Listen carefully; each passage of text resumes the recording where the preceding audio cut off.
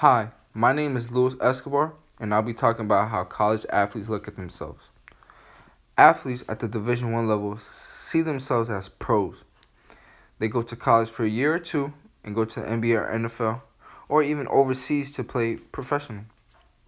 And some just look at themselves as regular student athletes. Student first, athlete second. But the reality of it is that they're all broke in college. Why are they all broke when their coaches are making millions of dollars a year? Each coach at almost every Division I level is making over $1 million. And look at this, for instance. This is college football coaches' salary. It shows them making over $1 million. And this is college basketball coaches also showing their salaries of over $1 million. This is Nick Saban, Alabama's head football coach. He makes over $5 million a year, and he is the highest paid public official in the state of Alabama.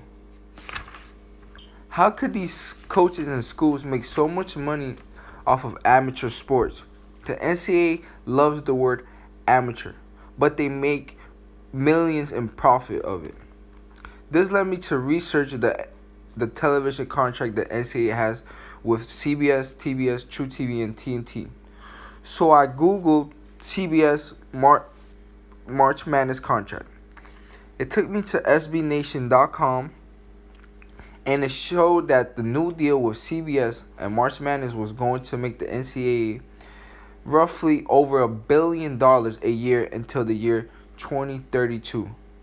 If March Madness could make the NCAA and university so much money, then I wondered if the best athletes in college athletics are getting paid.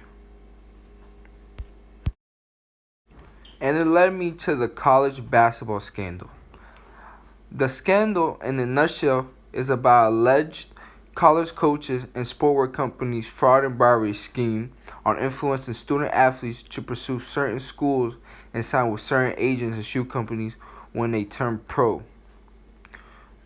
So far, James Gatto, Lamont Evans, Emmanuel Richardson, Tony Bland, and Chuck Persons have been arrested regarding the scandal by the FBI. One of the most shocking revelations about this scandal is the accusations of Louisville paying over $100,000 to five-star Brian Bowen to attend the university. A major part of that team's success. I mean, he's the 14th ranked player in the country, the whole entire country in the class of 2017. So this is definitely big news. We're talking about a top high school player, a McDonald's All-American. Now, this whole thing kind of starts when Brian Bowen narrowing down his top schools. Initially, he narrows it down to his top 12.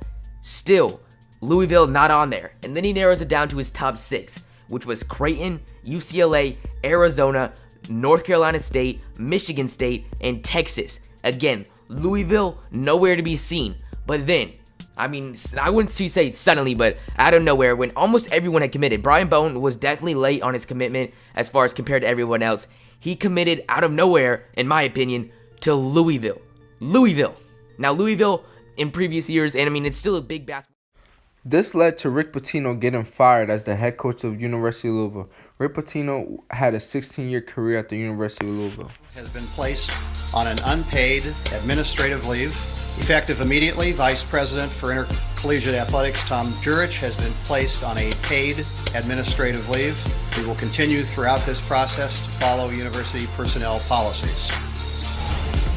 All right, welcome back. Jim Jackson is back. We're joined now by Fox college football analyst Joel Klatt. Let's return to Louisville, where Rick Pitino was placed on unpaid administrative leave today after it was revealed that the program had been ensnared in the FBI corruption probe. But that probe doesn't end with Louisville. Several other schools are also being investigated by the FBI. Meanwhile, the NCAA has some... When you say that you have to be an amateur, now all of a sudden everything under that has to behave in the shadows. And what ends up happening is a very simplistic capitalist type of economy. You have supply, you have demand.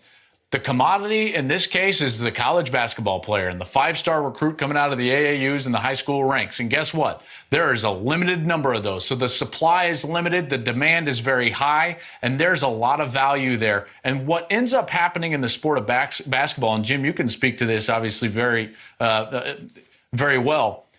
There's only 1 year that these investors have to wait. And keep in mind, these are investors, that these investors have to wait in order to start getting a return on their investment. The schools, you know they're going to be a great basketball team because all you need is one great player to be a very good basketball team. And so all of a sudden, you get this whole system that is created to behave as a commodity.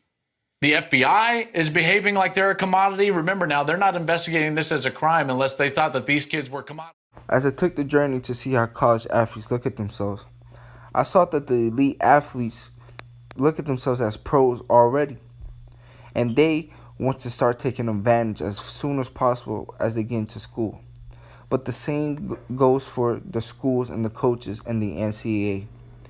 I believe the NCAA should make a economic system such as the NBA or NFL so things like this won't happen. Fraud or bribery won't happen, but everybody will work for each other and for better of each other.